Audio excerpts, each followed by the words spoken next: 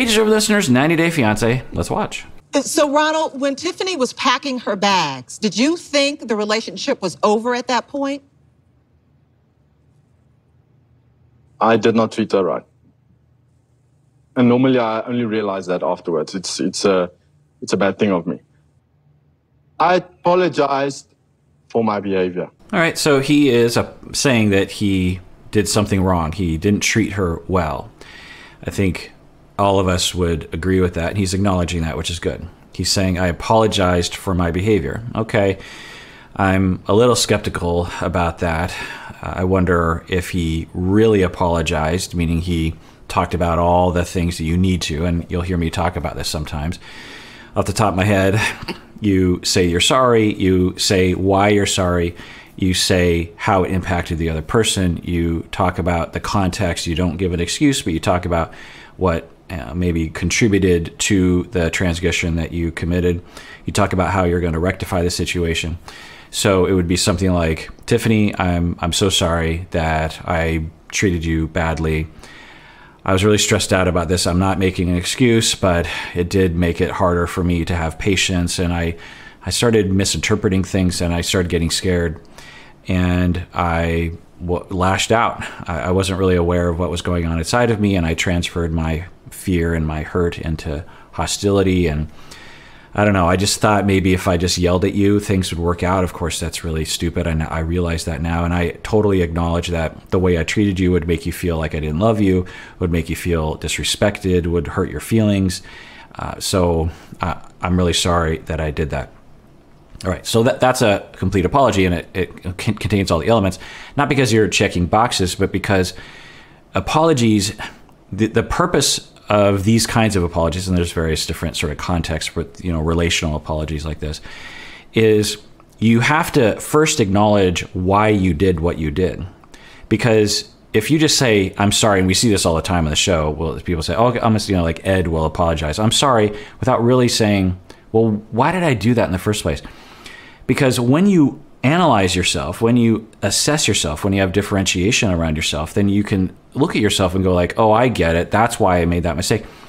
That's step one. Just without even talking to the other person, part of the apology process is that self-awareness, that self-exploration. Maybe that requires going to a therapist. And then you can bring that to your person that you harmed and say, I have thought about it and I figured out maybe why I did this. So now, why would this be helpful? Well, one, it contextualizes it for your partner. That says, oh, okay, my partner isn't a jerk face. They just have these problems that I now understand.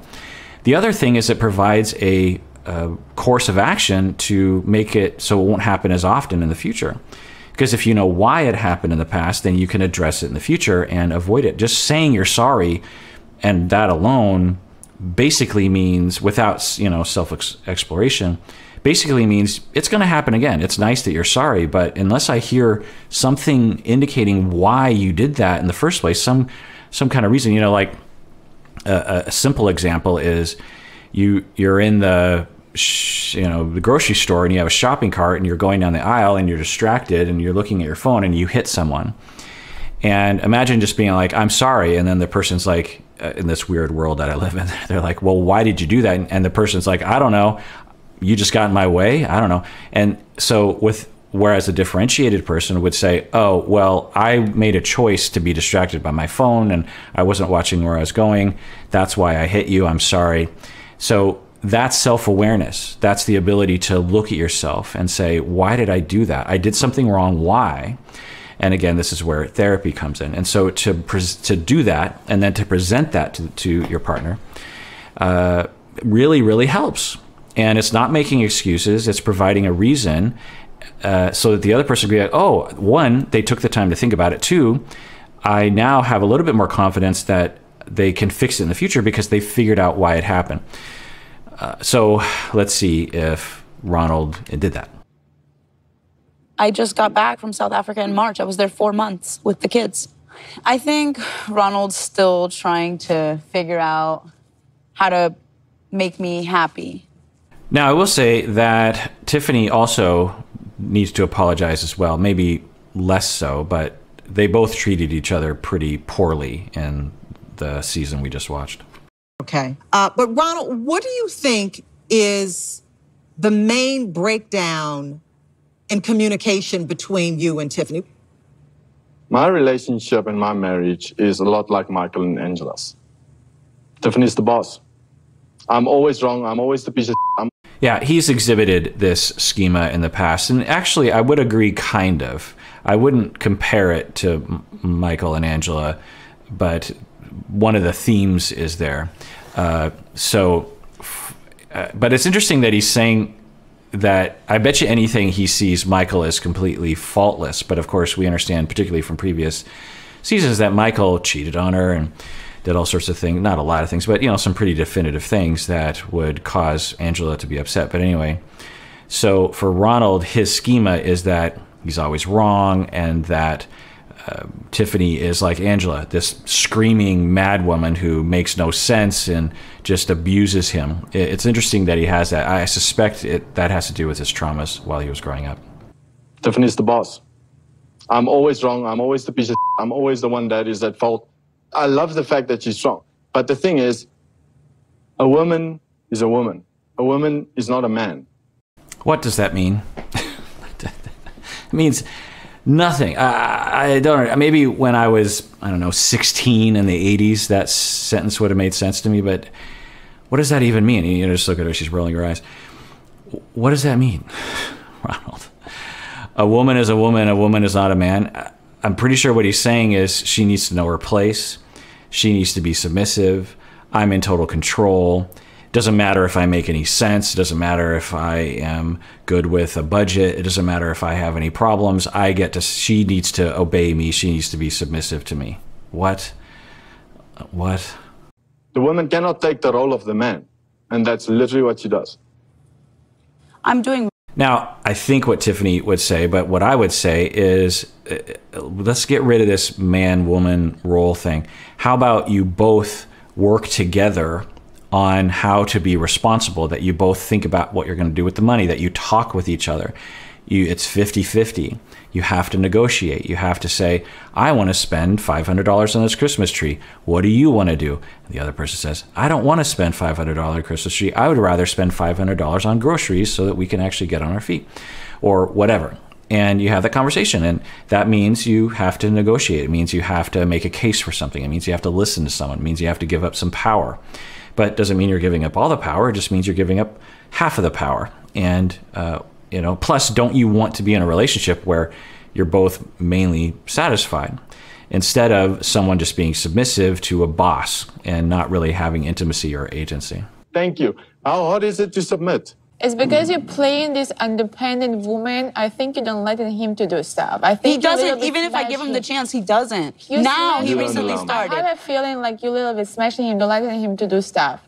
If maybe you were a little bit relaxed and show him that you're weak, maybe he will do stuff. But what? I mean, maybe I'm not understanding what's happening, but is Yara saying maybe if you're weak, what does she mean? I wonder if I would want to ask Yara, what do you mean by weak? You mean submissive? Do you mean like let him do whatever? Because Tiffany has a lot of reasons to believe that she shouldn't take her hands off the wheel. She needs her hands on the wheel, or else Ronald will, do things that are irresponsible. Yeah, this whole conversation is irrelevant to what I think needs to be talked about, which is they need a way of negotiating. They need a way of the ability to talk about how to make decisions as a family. They need a way of saying, what do you want? Well, this is what I want. How about this? How about that? So this idea of like one person always needs to be in control is just not true. Man, she's very strong. I give it to Tiffany. She's very strong. She's a good mother. I've never questioned that. It's good that you're strong, but I don't think you need to show him. But we clash. Tiffany, do you want Ronald here in the States? I do want him here. Well, Ronald, I really suggest watch yourself.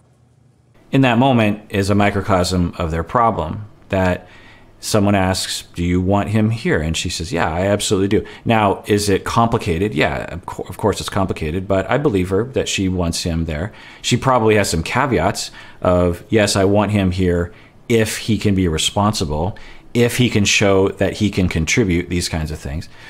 So I think that I believe her. and he just says BS without any kind of explanation, without any kind of, well, that's not the way it seems, honey. It seems like you actually don't want me there because of this and this. I feel like unloved by you. I feel like you're questioning our relationship or something without, because that's too vulnerable. It's too non-manly, which is ridiculous. Again, I will always say real masculine men have the courage to talk about human emotions, which of course are natural and human.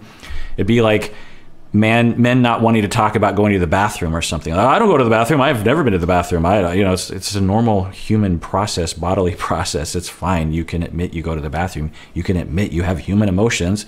It's not a mystery that you're a human being, and it's fine.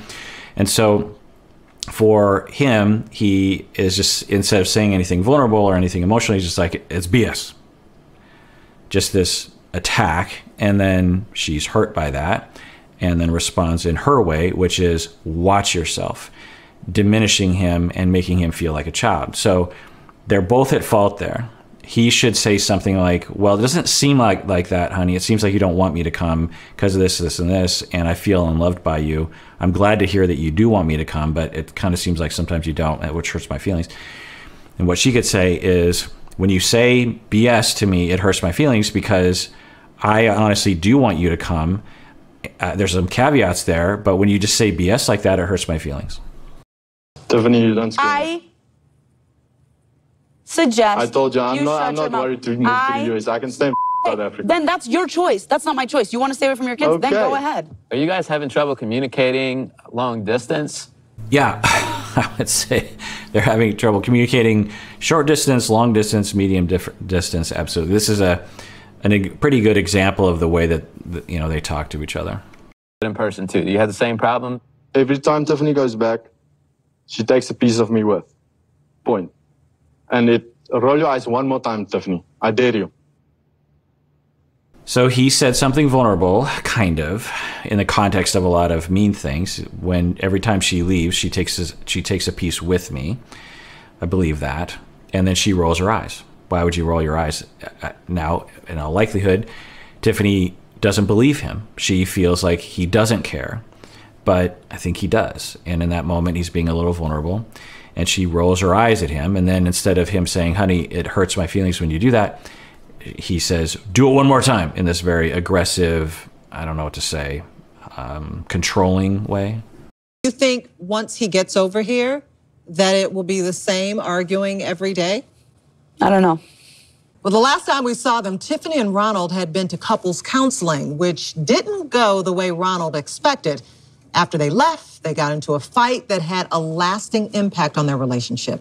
As I said, when this happened during the season, it's not uncommon for the initial sessions in couple therapy to cause a lot of things to be unearthed. And it's important to account for that. I often will, particularly with couples like this who exhibit a lot of volatility in session.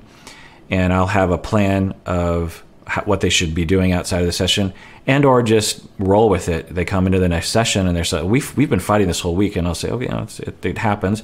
But couple therapy is something that takes a long time. Typical couples that I work with, I mean, if I just did an anecdotal back of the napkin calculation, I would say that all the couples that I've seen, on average, the average couple will come to me for a year or two. Sometimes people come in for just a few sessions and that's all that they need, but the vast majority of couples will come in for years because it takes a long time. Everything gets, there's this notion that individual therapy is more long-term and it's more in-depth, and couples therapy is like, well, you're just talking about your relationship, you're just talking about communication. And it certainly can be that way, but in my style of couples therapy and other couples therapists like me, treating couples is, it compound, the issues compound, meaning that both people come to the table with their issues.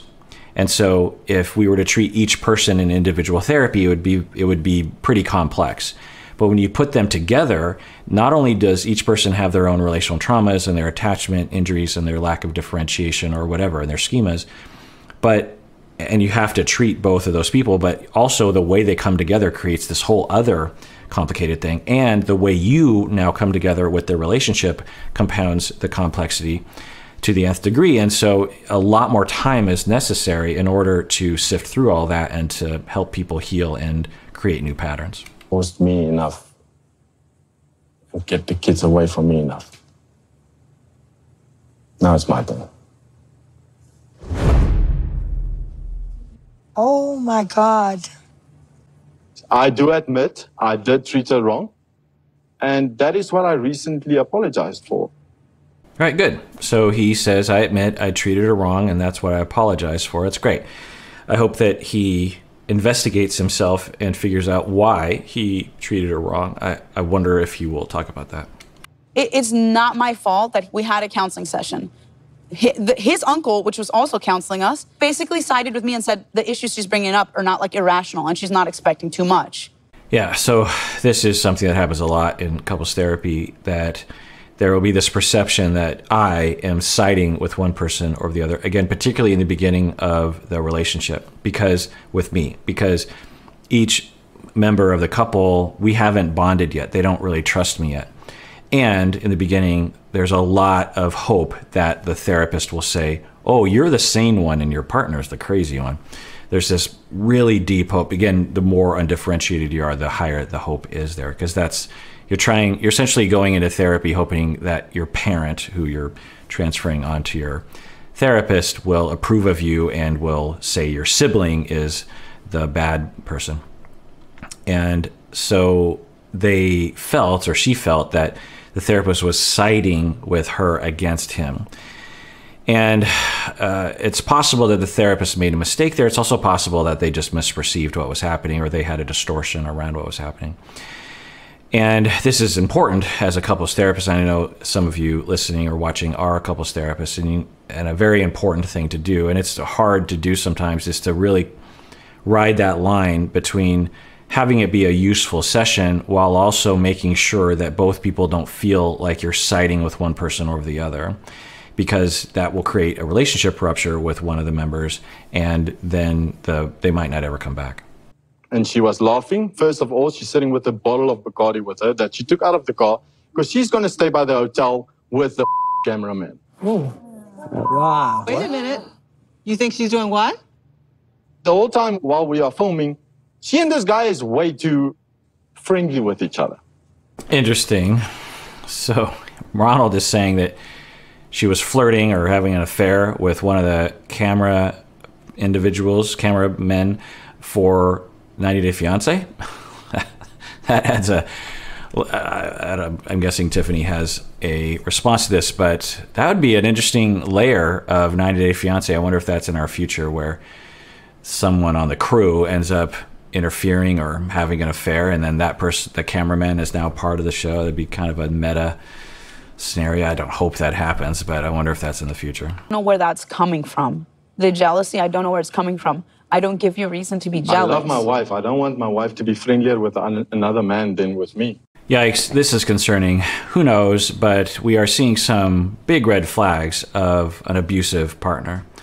Controlling, jealousy, high gender, traditional gender adherence culturally. You'll find that abusive, particularly men, when they are trying to bolster their entitlement and bolster their control.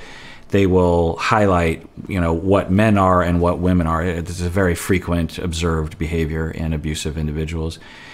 Saying phrases like, you will know your place, struggles, basically just telling everyone in the world, and particularly your wife, that women are lesser, that they need to obey. And we're seeing another red flag here of jealousy where it might not exist. And then even the way he phrases it right here of, I don't want my wife to be friendly with a man other than me. Why? Why can't she be friendly with anybody? Now maybe he is using a different word for friendly, but that's not what he's saying, right? If he was saying, I don't want her flirting, okay, but to be friendly, why not? However, I do know that a lot of the faults of them fighting is definitely wrong. Ronald's very hard-headed. He expects too much without giving enough. I just don't like what my daughter goes through. I don't like her suffering. If you didn't have kids, would you be divorced by now? I think, yeah. All right, well, that says something. And I think we've heard that from her before, that for her, if it weren't for the kids, she would have divorced a long time ago. And You know, it says something about how much you love someone or how much you're dedicated or how much contempt you might have built up about someone. And that's hard. It's not, doesn't mean it's not workable. It's certainly, you say, well, we have kids, we got to make it work. And some couples will, for sure. I don't see a lot of movement in that direction, though. Is there still a love in this relationship? Yeah. Great question, Sean. That'd be a question I would ask in that moment as well. I mean, when Sean says the question, I'm like, oh yeah, maybe if I was in a good therapist mode, I would ask that question of, do you love each other? Because it seems like maybe they don't. Obviously. That's why we're still together. I love him. I do. Kind of a weird response. I'm not convinced. And if I were Ronald, that would be the most important person to be convinced. I wouldn't be convinced either, even just the way she said it. Of course, we're married. I love him, of course. I wonder if she's convincing herself. Of course, we don't know her heart, and we just have to take her word for it. She is saying she loves him, and so we have to believe it. But I don't know, it just seems like a possibility that she's just saying that, or she just keeps saying that to herself, or she's hoping it's true. But even, let's go back and watch that, because you just see her face after she says, I love him. Yeah, I do. And then she does this. I'm having a hard time interpreting it. Let me know what you think she is saying when she gives that facial expression. Yeah, obviously. That's why we're still together. I love him. I do. We love each other, and we're trying. I've got faults. Believe me, I've got faults. I'm not saying I'm an angel. He keeps saying that, which is good, but I wonder what he means by it exactly. Is he just saying that to get her off his back? Is he used to saying that? Is he really investigating what those faults are? Because in the same discussion, he will say that, but then he will exhibit the very things that he, well, at least we would hope, and particularly Tiffany would hope, that he would acknowledge he has a fault. So, does he acknowledge he has a problem with jealousy? Or is he just saying that to somehow, I don't know. And I will see this as a red flag with people who are abusers as well, as they'll give lip service to things and might even acknowledge full on, yeah, you know what, I lose my temper sometimes, I get violent. But there's a part of them that thinks that it's totally okay. It's sort of like, what would it be like in a more functional way? It might be like, oh yeah, like say you got a guy who plays golf every weekend and disappears from his wife. He might say, oh yeah, you know what, I have a problem with golf. It's just, I just love it too much. So you're admitting it and you're saying you're sorry, but you're not so sorry that you say it's a real problem that you need to change. I'm sorry, love.